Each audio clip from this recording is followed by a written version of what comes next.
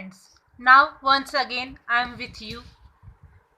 Class 7, Chapter 6, Physical and Chemical Changes. In my last video, I explained Lesson 5, Acid, Bases and Salts. Please see these videos. Now, let's start with physical and chemical changes. As in our daily life, we see different changes in which some are reversible and some are not reversible. As if we tear a paper sheet, we cannot join it, but we can write on it. हम इसमें लिख भी सकते हैं और इसके कोई भी प्रॉपर्टी चेंज नहीं होती है. As in some other changes, जैसे हम लेमन वाटर बनाते हैं, we dissolve sugar in it. हम इसमें शुगर ऐड करते हैं तो शुगर उसमें ऐड हो जाती है, but we can get sugar back by evaporation. Vaporization के बाद हम शुगर के क्रिस्टल हमको फाइंड होते हैं. This is also a change. And in आपने वो देखा होगा रस्टिंग इन आयरन. आपके साइकिल्स वगैरह में रस्ट हो जाता है, वो डिफरेंट टाइप का चेंज है. So these are different kind of changes. First we see physical changes. First we tell about physical property such as shape, size and color of any substance are called physical properties. जैसे बाहर से जो चीज़ दिखती है, जैसे shape है, size है, colour है और उसका स्टेट है, जैसे लिक्विड और वेपर, सॉलिड, ये सब स्टेट किसी भी सब्सटेंस की. These are physical property. जब इन प्रॉपर्टीज में, फिजिकल प्रॉपर्टीज में चेंजेस आता है तो इसको फिजिकल चेंज कहते हैं. A change in which a substance undergoes a change in its physical properties as shape, size, color and state of any substance is called a physical change. Physical change is generally reversible होता है. जैसे कि हम ice piece, आपने देखा होगा, ice को अगर हम हॉट में रखेंगे, गर्म में रखेंगे, फ्रीजर से हम आइस क्यूब लेते हैं, उसको फ्रिज से निकाल के थोड़ी देर नॉर्मल टेम्परेचर में रखते हैं, इट चेंज इनटू वाटर. ये वाटर में चेंज हो जाता है. बट जब हम इसी वाटर को फिर फ्रीजर में रखेंगे तो इट चेंज इनटू आइस. तो आइस से वाटर बनना, वाटर से आइस चेंज होना. और अगर हम वाटर को वार्म करते हैं तो ये भी वेपर में चेंज हो जाता है. वेपर, अगर कभी आपने चाय वगैरह पानी बॉईल होते हुए देखा होगा, उसके ढक्कन जो होता है उस पर वाटर ड्रॉप्स होती हैं, तो वेपर फिर वाटर में चेंज हो जाता है. It is reversible, it is physical change. And आपने चॉक डस्ट देखी, आपके ब्लैक बोर्ड में कभी चॉक स्कूल में यूज़ होता है, तो चॉक डस्ट को अगर हम वाटर लेके थोड़ा सा उसको मिक्स करके फिर से वो चॉक बन सकता है. उसमें some changes are there but not chemical change. ये फिजिकल चेंज है. ऐसे ही बैलून आप फुलाते हैं, तो बैलून फुलाने के बाद अगर उसकी एयर निकल जाती है, वो फिर से सेम उसी तरीके का बैलून हो जाता है. ये सब फिजिकल चेंजेस होते हैं. Now chemical changes. In chemical changes there are changes form different new substances. A change in which one or more new substances are formed is called chemical change. Chemical change is also called chemical reaction. Because in this change there are reaction between different substances. As you see in rust in iron, आपने iron की चीज़ें जो हैं कभी moisture में जब रह जाती हैं पानी वगैरह के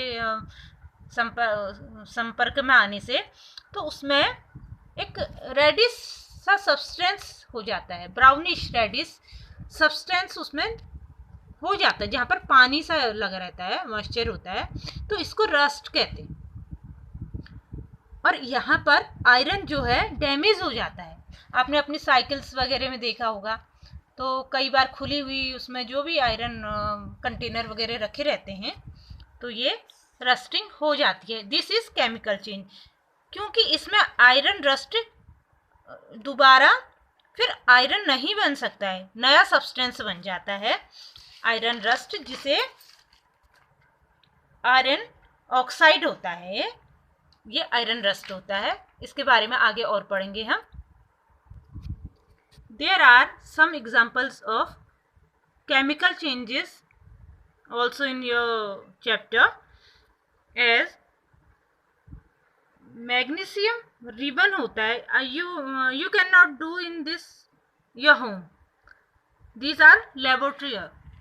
आपको स्कूल में ही कराई जाएंगे, आपकी साइंस लैब में, या टीचर्स के साथ कर सकते हैं। आप घर में ये चीज़ें ये नहीं कर सकते हैं। जब मैग्नीशियम रिबन को ऑक्सीजन में बर्न किया जाता है in air, it gives magnesium oxide which is in ash form, ये राख होती है, MgO, मैग्नीशियम ऑक्साइड।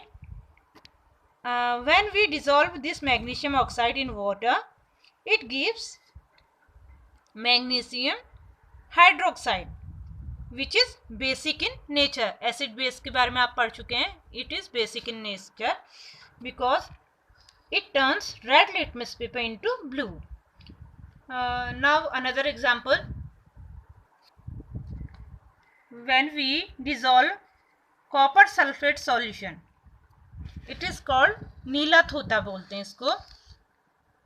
आयरन में इसमें ये सॉल्यूशन है, इसमें अगर हम आयरन का कोई भी नेल डालेंगे या ब्लेड डालते हैं आयरन की नेल, तो ये चेंज हो जाता है आयरन सल्फेट में, ग्रीनिश। ये blue, copper sulphate blue colour का होता है, और अगर इसमें आयरन का कोई ब्लेड वगैरह, नेल वगैरह अगर हम डालेंगे, तो its colour change into greenish, and it is iron sulphate solution. ये आयरन सल्फेट सॉल्यूशन है, और इसके तली में हमको, ब्लेड पे हमको ब्राउनिश डिपॉजिट होता है, जो कि कॉपर का होता है।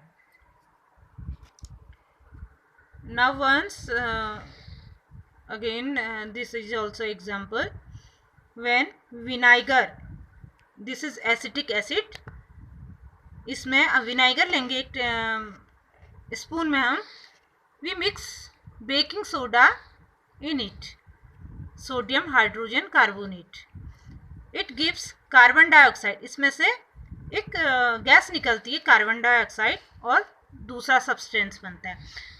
अगर लेबोरेटरी में हम इस कार्बन डाइऑक्साइड को लाइम वाटर में निकालेंगे, तो कैल्शियम कार्बोनेट बनता है, जो कि वाइट कलर का हो जाता है और वाटर बनता है। You have also seen Apple slices, when you cut these and not use immediately, this turns into brown color. ये भी एक chemical change है। In same way, potato and brinjals also become brown in color in the air, in contact of air. You heard about the ozone layer in earth atmosphere, आपने ozone layer के बारे में सुना होगा। It protect us from harmful ultraviolet radiations which come from the sun.